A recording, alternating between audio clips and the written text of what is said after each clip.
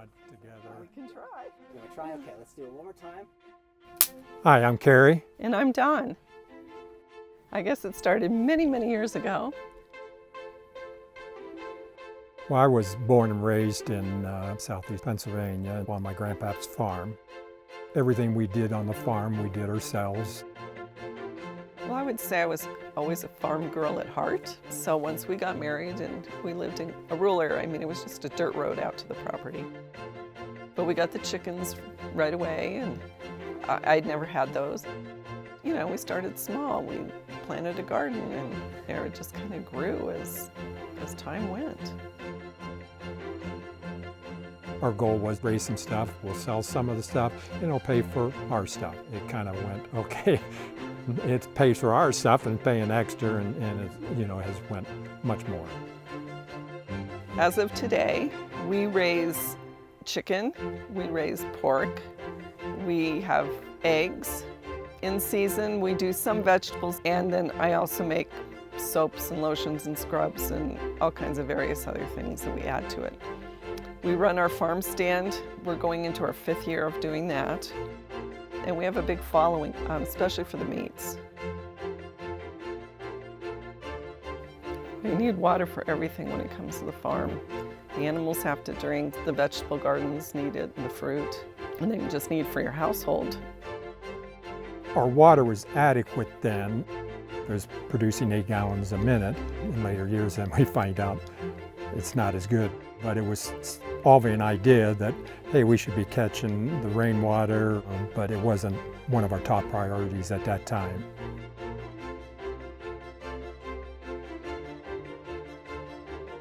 The water issue became a top priority when we had the Goodwin Fire.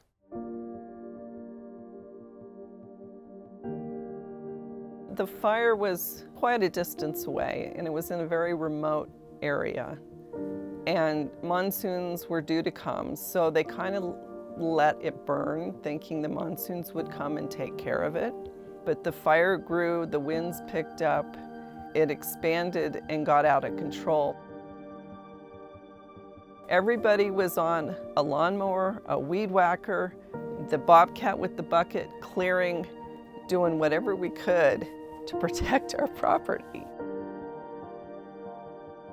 The sheriff was driving in around, but nobody was saying, hey, you need to evacuate. It wasn't a neighbor then came out and said, hey, they're calling you to evacuate.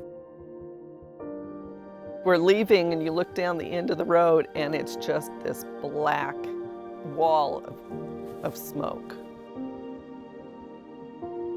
They didn't give you a lot of reports or anything. You know, there was some homes we heard that was burnt out, and I think the biggest thing when we were at our daughter staying there and was watching the news, and it showed our house. That was a very hard time to know that, hey, is it still there or not, you know. The night before they opened everything up, pleaded with the sheriff, hey, can we go out and check on our animals and that kind of stuff. When you came out here, and it was just a big relief off your shoulder and see that, hey, everything was fine. If things had gone differently in the fire, yeah, the goals, the dreams would have been pushed way back. Given our age, that could have made a big difference as to whether we would ever achieve them. We were lucky Mother Nature kept the winds away from our direction. We started looking into having an adequate supply of water if we needed to fight a fire or whatever, and then it kind of evolved from there. Well, okay, let's do also for irrigation and do 2 systems in one. We have 4 tanks rated 2,600 gallons, so we got 10,800. Approximately 6,000 square feet of roof space between the house, the barn, the chicken area, the horse pens. Piping starts at the house, and then as it comes down, we have other pipes coming in along the way, feeding in from the various roofs. We're in the process to get a pump house to put down there with solar panels and a solar pump, filtering system, bladder tank. So we have domestic water lines and we have irrigation water lines. Irrigation goes to various places throughout the property. Other than just the irrigation, I have valves and stuff that we can access the water for fighting fires or watering areas down if we need to.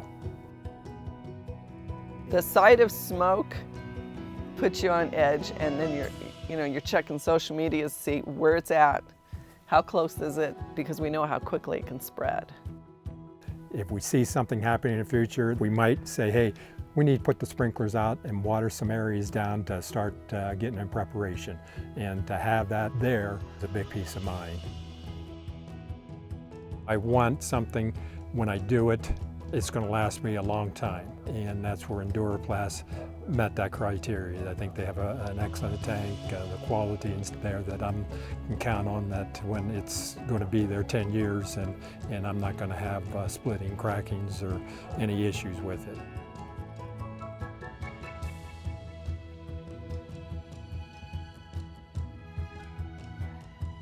It is a lifestyle choice. You have to want to live this lifestyle. It is a 7-day-a-week. 365 days. Yeah, I mean, you don't get days off because every day it's a different job. Whether it's plumbing one day or you're a vet the next day, who knows?